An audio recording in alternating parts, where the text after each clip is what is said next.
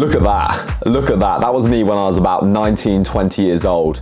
And if you saw the hairline of that dude, you'd be like, bro, by the time you're in your mid-20s, you are gonna be completely bald. I wasn't gonna make this video for a good 6 to 8 months, just because I've only been doing this for around 3 to 4 months, and obviously hair takes a long time to grow, but you guys wanted it, so I might make another one if you like it. Let me know down below.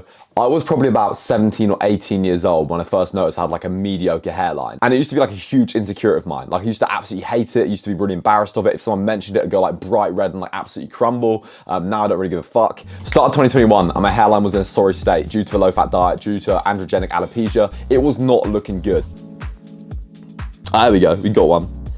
My God, I'm going bald. If you notice your hair is going, I think they say something like 50% of the hair of scalp, the density is gone before you notice. So if you can see it, if you've noticed it or someone's noticed it, you wanna act on it quick. DHT, you might have heard of DHT. That is the main culprit for hair loss. That is one of the key pieces of the puzzle.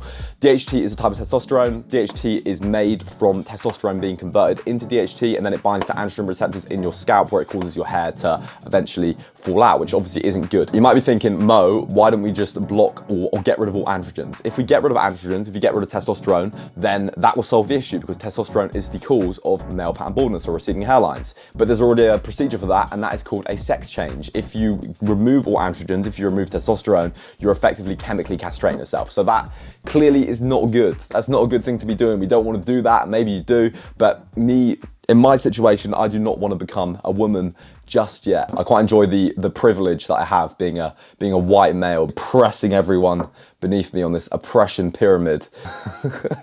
You can take stuff to regrow your hair, but unless you fix the problem at its root, which is the DHT and the androgen issue, unless you fix that problem, all of your efforts are going to be in vain. Which leads me on to my first chemical in this like concoction that I put on my head, RU5841. So RU5841 is a SARM, and I've taken SARMs before for muscle building, you might have heard of them. What RU5841 is it's a SARM that binds to the androgen receptor, and because it binds to the androgen receptor in your scalp, in theory, it stops the DHT from binding, or it stops the testosterone from binding. The reason I don't take something like finasteride, which is the like normal hair loss pill that you get, is because that stops the conversion of testosterone to DHT. It blocks an enzyme through your whole body. And I don't really want to do that because number one, I don't take any steroids, and I don't want the side effects of reduced sex drive, reduced testosterone. My philosophy of all this stuff is to keep the dose as low as possible and just use several different things. So with the RU, I only take 25 milligrams a day in the morning, every single day.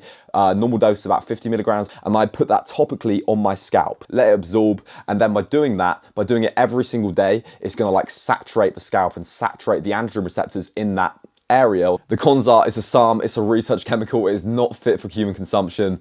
It could go throughout your whole body and disrupt the androgens everywhere, which is obviously not what you want to do, and there's very little research on it. The second thing I take is a shampoo, and it's not some like shitty, what's it called, Alapin caffeine shampoo. I used to take that, useless. The shampoo is actually an antifungal, anti-dandruff shampoo called Nizarol, and that contains something called Ketoconazole, and what it's thought to do is disrupt this DHT pathway that causes the binding of DHT to the androgen receptor and then the hair to fall out, and it's also meant to encourage hair growth as well. This is nowhere near extreme as the SARM, as the RU. You can buy it over the counter at the pharmacy, you can get it literally anywhere. I use that every couple of days. I leave it on my scalp for about 5 minutes, let it kind of soak in, absorb into the scalp, wash it off. So the Nizarol and the RU are basically for preventing, they're to fix the foundational issue, they're to fix the root cause, they're to fix the DHT problem. But these next two things that I take are to cause like regrowth and prevent a stagnation in between the growing phases. What Minoxidil does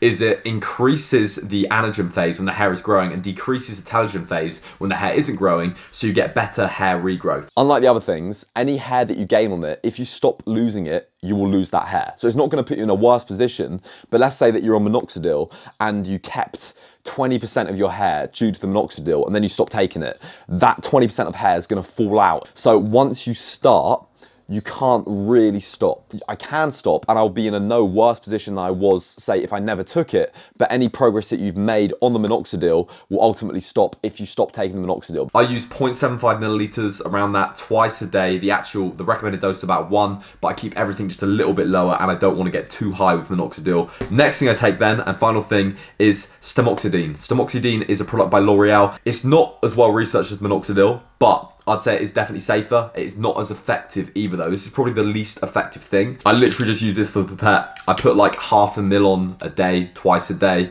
The actual recommended dosage is like 4 ml. In the morning, after I showered, after I got up, what I will do is I will take 25 milligrams or 0.5 milliliters of RU. I'll put that in the lid of the minoxidil, and then I'll take 0.5 milliliters of minoxidil. Well, 0.75, 0.5. I'll then mix them up, and then I will put that on my hair with the pipette dropper, making sure that it goes in my scalp, starting from my hairline and kind of just pushing it back. I do that. I wash my hands very carefully. You don't want to get this stuff in the dick. It is an androgen blocker. Before bed in the evening, what I'll do is I'll take about 0.5 milliliters of the stem, put it in the lid for the minoxidil again, and then about 0.75 minoxidil, mix it up, and then pipette that into my hair. Let it dry before I go to sleep, just so it doesn't like go on the pillow and go all over my face and cause me to look like the fucking wolf lady or whatever that woman's called. Finally, one of the biggest things and most important things I almost forgot to mention is get a good barber. Get a decent barber, not a hairdresser. Get like a solid barber who knows what he's doing, and he can completely